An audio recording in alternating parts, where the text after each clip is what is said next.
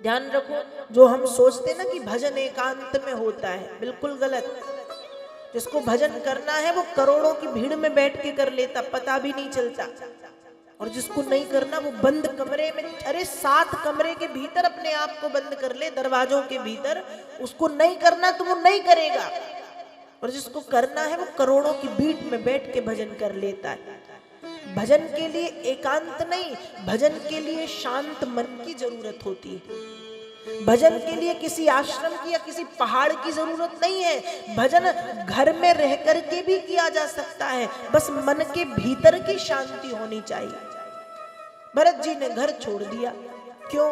घर में रहूंगा तो आसक्ति में पड़ जाऊंगा, इसलिए एकांत पहुंच गए। कहां? वेद व्यास जी लिख रहे हैं, तस्मिन् भाव किलसा एकला पुलह श्रमोपवने विविध कुसुम किसलय तुलसी काम्बुभि कंदमूल फलोप हारैश्च समीप मानो भगवत आराधनम विविक्त उपरत विषयाभिलाषा उपभृतोपशमः पराम निर्वृत्ति मवाप।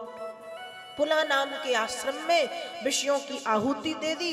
दिन रात खूब भजन करते हैं, खूब भजन करते हैं, खूब भजन करते हैं। लेकिन एक दिन की बात है, गंडकी नदी के तट पर बैठ करके भरत जी भजन कर रहे थे। और जब भरत जी भजन कर रहे थे उसी समय एक प्यासी हिरणी पानी पीने के लिए आई। जब पानी पीने के लिए आई तो वो हिरणी है गर्भवती, पेट में उसके बच्चा है। पीछे से शेर की दहाड़ सुनी, अपने प्राणों को बचाने पानी में कूदी। कूदने के कारण उसका जो बच्चा है वो पानी में गिर गया। हिरणी पानी से बाहर निकल के मर गई, बच्चा पानी में गिरा है, जीवित है। भरत जी ये सब देख रहे हैं। भरत के मन में आया किसी जीव की रक्षा करना सबसे बड़ा धर्म है, इसलिए तुरंत उस हिरण के बच्चे को पानी से बाहर निकाल के उसको पोंछा पाछी की, उसको साफ सफाई की और संभाल के अपने पास रख लिया। तो वो भरत को उसको बचाना था, वो भरत का धर्म था।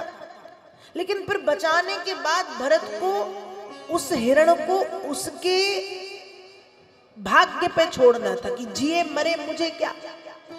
पर भरत उसको ले आया आश्रम, पालन पोषण सब करने लगे। और पालन पोषण जब सब करने लगे तो जिन भरत का मन दिन रात भजन में लगता था, अब दिन रात उन भरत का मन उस हिरण की सेवा में लगा रहता है। दिन रात धीरे धीरे देखते देखते हिरण बड़ा हुआ। और जब बड़ा हुआ तो बस अपने साथी संगियों को देख के उनके साथ भाग गया और उन्हीं की आसक्ति में पड़े पड़े हिरण को पहले तो बहुत ढूंढा, और जब नहीं मिला तो उसी की आसक्ति में पड़े पड़े भरत की मृत्यु हो गई, भरत मर गए। और जब भरत की मृत्यु हुई पुनः जन्म मिलता है हिरण के रूप में। ध्यान रखिएगा, गीता कहती है यम यम वापि स्मरण भावम त्यजत्यन्ते कलेवरम तम तमे बयति कौन्तेयो सदा तद भाव भाविता।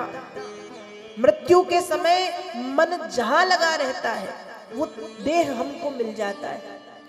इसलिए कहते ना अंतमति सो गति, ये कहावत सुनी होगी आपने, अंतमति सो गति। अंत में बुद्धि जहां होगी अगली गति वही मिलनी है।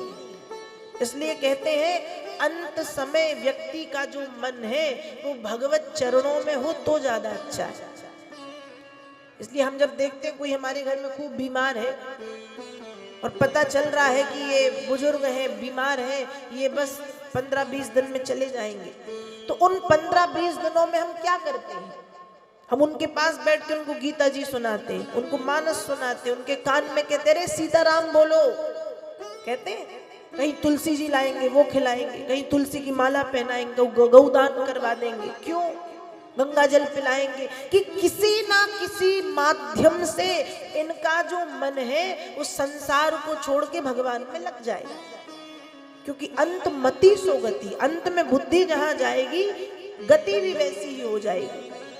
तो भरत की मति अंत में हिरण में थी, पुनः जन्म मिला है, हिरण बन गए।